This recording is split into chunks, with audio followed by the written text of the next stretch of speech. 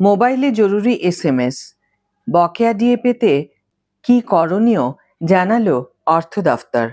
High everyone, welcome back to my channel অঞ্জনার ব্যঞ্জনা। বন্ধুরা, তোমাদের সকলকে আমার এই ছোট্ট ইউটিউব চ্যানেলে স্বাগত জানাই। পশ্চিমবঙ্গ রাজ্য সরকারি কর্মচারী এবং অবসরপ্রাপ্তদের মোবাইলে সম্প্রতি জরুরি কিছু এসএমএস আসতে শুরু করেছে। রাজ্যের অর্থ দফতর থেকে ই সার্ভিস বুক আপডেটের জন্য এই বার্তা পাঠানো হচ্ছে। সুপ্রিম কোর্টে বকেয়া ডিএ সংক্রান্ত মামলার রায়ের পর থেকেই এই সার্ভিস বুক ডিজিটাইজেশনের প্রক্রিয়াটি বেশ গতি পেয়েছে।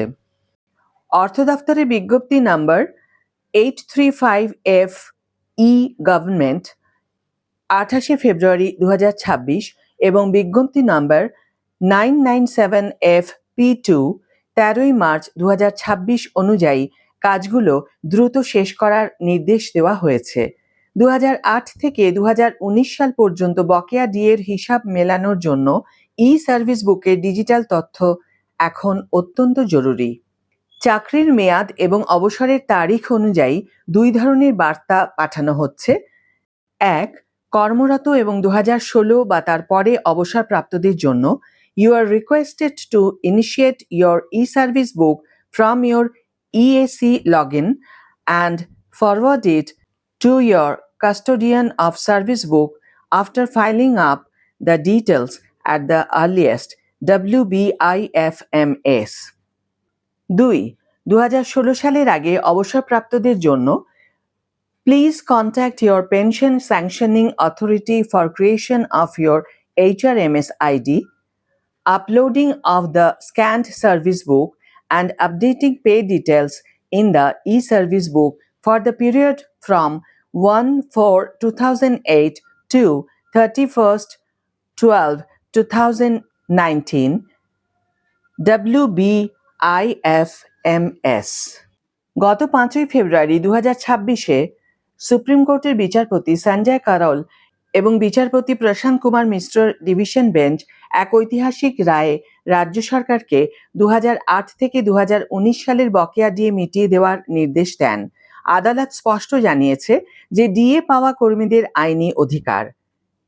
এই রায়ের প্রেক্ষিতেই গত 13ই মার্চ 2026-এ জারি হয় বিজ্ঞপ্তি নাম্বার 997F-P2।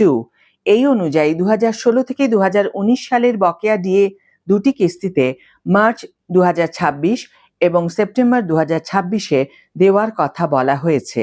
এই হিসেব নিখুঁতভাবে করার জন্য ই সার্ভিস বুক আপডেট বাধ্যতামূলক করা হয়েছে। এই ডিজিটালাইজেশন প্রক্রিয়াটি সফল হলে ভবিষ্যতে পে ফিক্সেশন বা গ্র্যাচুইটির হিসাব অনেকটাই সহজ হবে। অন্যদিকে 2016 সালের আগে অবসর নেওয়া পেনশনভোগীদের জন্য বিষয়টি কিছুটা জটিল, কারণ সেই সময়ে অনলাইন ব্যবস্থা ছিল না, তাই তাদের কোনো HRMS আইডি নেই। তাদের ক্ষেত্রে পেনশন স্যাংশনিং অথরিটি অর্থাৎ পিএস এর সঙ্গে যোগাযোগ করে নতুন আইডি তৈরি করা এবং ফিজিক্যাল সার্ভিস বুক আপলোড করার প্রক্রিয়াটি সম্পন্ন করতে হবে। যদিও এই বিষয়ে এখনো কোনো অর্ডার প্রকাশ করা হয়নি। কর্মরত ও 2016-র পরে অবসর নেওয়া কর্মীদের যা করতে হবে তা হলো: 1, নিজের রেজিস্টার্ড মোবাইল নম্বর দিয়ে ইএসি অর্থাৎ ই সার্ভিসেস ফর এমপ্লয়িজ এর পোর্টালে লগ ইন করতে হবে। 2, কাস্টোডিয়ান অফিসের আপলোড করা স্ক্যান্ড সার্ভিস বুকটি ভালোভাবে দেখে নিতে হবে। 3, ই সার্ভিস বুক অপশনে গিয়ে নিজের পেশাগত ও বেতনের সমস্ত তথ্য সাবধানে ইনপুট করতে হবে। 4, সব তথ্য চেক করার পর সেটি হেড অফ অফিসের কাছে অনলাইনে ফরওয়ার্ড করতে হবে। 5, মনে রাখতে হবে তথ্য একবার সাবমিট হয়ে গেলে তা সংশোধনের জন্য অফিসে পাঠাতে হবে, তাই জমা দেওয়ার আগে খুঁটিয়ে দেখে নেওয়া ভালো। আজকের ভিডিও এখানেই শেষ করছি বন্ধুরা। ভিডিওটি যদি কার্যকর বলে মনে হয়ে থাকে তাহলে অবশ্যই একটি ছোট্ট করে লাইক দিও, শেয়ার করো বন্ধুদের সাথে, কমেন্ট করে জানিও তোমাদের মতামত। যারা এখন আমার চ্যানেলটিকে সাবস্ক্রাইব করোনি তারা অবশ্যই চ্যানেলটিকে সাবস্ক্রাইব করে আমার পাশে থেকো, আর যারা অলরেডি সাবস্ক্রাইব করে দিয়েছো তাদের জন্য আমার অনেক ভালোবাসা এবং অনেক ধন্যবাদ।